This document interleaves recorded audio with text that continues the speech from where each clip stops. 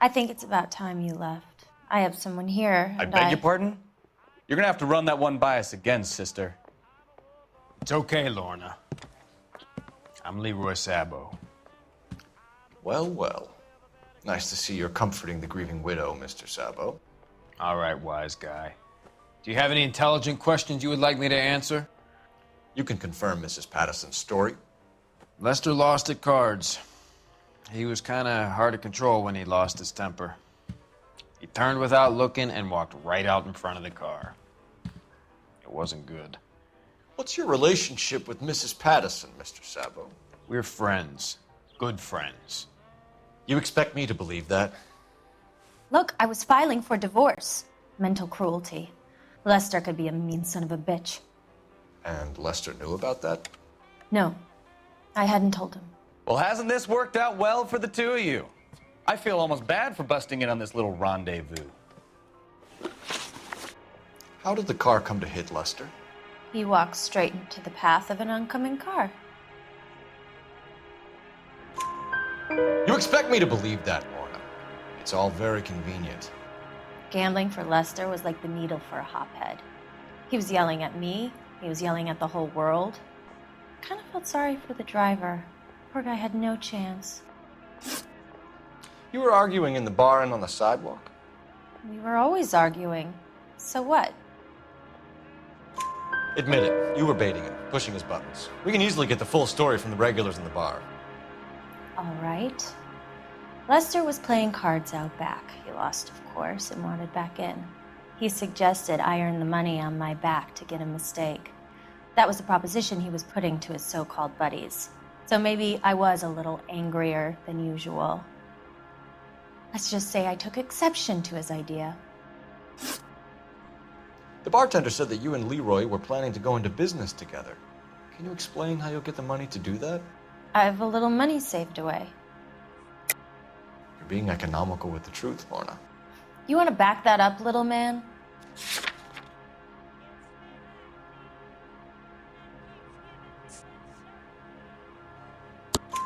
You increased the premium on Lester's life insurance. GI insurance policies have a $10,000 payout. It was Leroy's idea.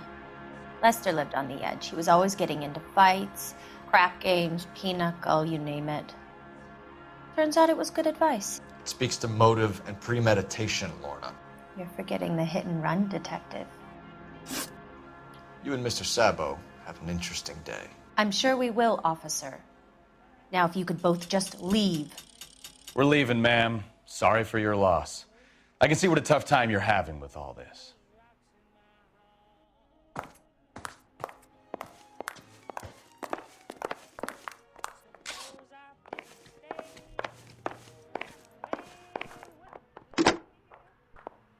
Operator, message for KGPL.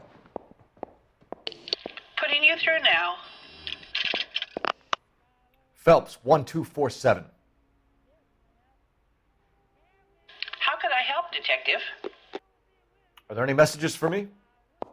Just one detective from the coroner. Message reads, Phelps, see me at Central Morgue immediately. Results of the Patterson autopsy. Thanks for your help.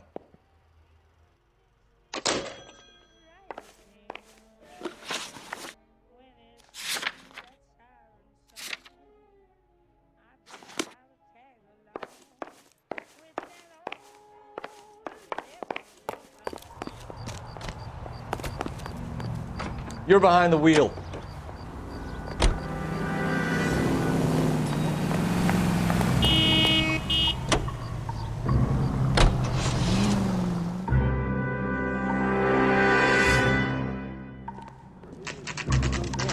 And now, you hear him on KGI. Sing Joe Turner.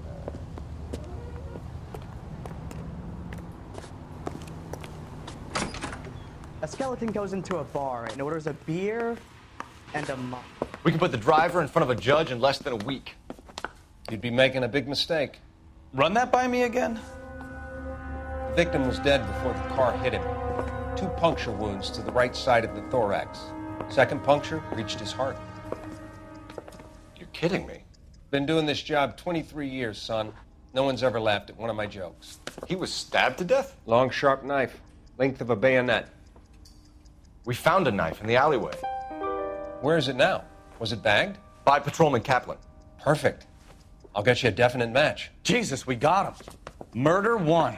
We were right there and they tried to stare us down. Now they'll both get the gas chamber.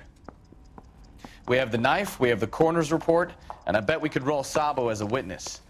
Let's bring her in. That's the guy from the paper. Solve that big case.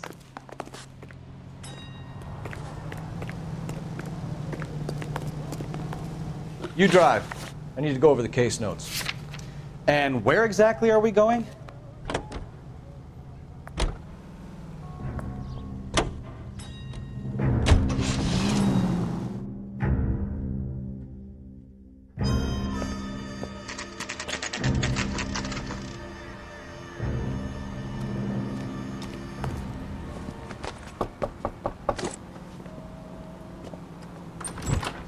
Spoken to the coroner, Mrs. Patterson. He confirmed your husband's cause of death. We'd like you to come downtown and answer some questions. It wasn't me. It was Leroy's idea. Leroy stabbed him. I had nothing to do with it. Where is Leroy now? He's in the bedroom. You're very good, Lorna. Put the gun down, Leroy. If you do something stupid now, you don't stand a chance in front of the grand jury. Nice of you to give me up, sweetheart. All that whispering in my ear, telling me how we had to get rid of him, how good it could be, all the money we could claim, all that planning, how to get him into the street, how to make it look like an accident. For God's sake, you had Leroy, all shut the up! bases covered, baby. I had nothing to do with it. You think I'm gonna fry for you, He's a Lorna? crazy man. Shoot him. Shoot him, for God's sake! It's too late, Sabo.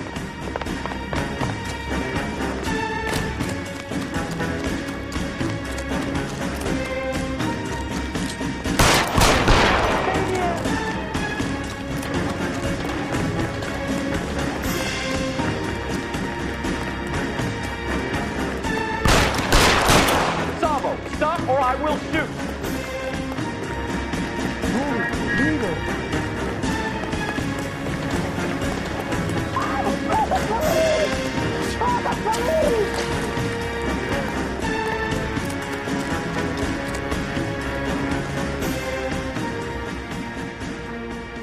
Come on, Flatfoot, let's negotiate. How long do you think you can hold out? Help me!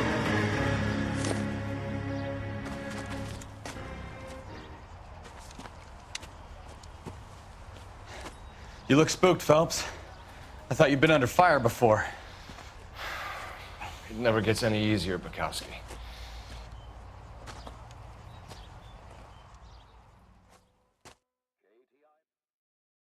ACB Network, American Century Broadcasting at 760. So, I give you a hit and run. You bring me back fraud, conspiracy, and first-degree murder. This is how a good detective operates, Phelps. You take nothing at face value. You keep digging and asking questions until you get to the truth. You got some sharp elbows on you, detective. I like that. Keep up the good work.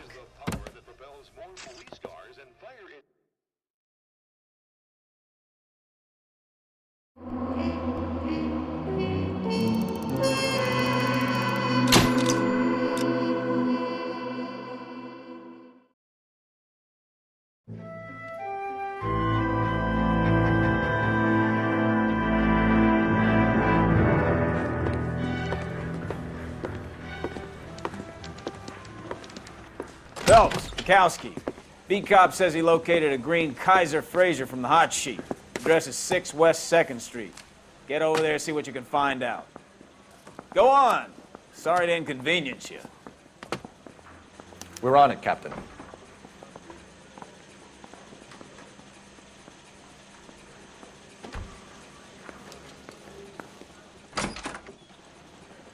I swear the more bent cars we bring in, the longer the hot sheet gets. It pays the rent, though. Keeps Mrs. Phelps in the manner to which she's accustomed. I'm not sure she'd agree with you. Passionate, romantic type like you, Cole? I don't believe a word. I've been in this job 20 years. I never fired my gun. That bum took a swipe at me. I put him down in my sap. I want to make homicide. I Can mean, you drive know to this you one? made it if you got that desk.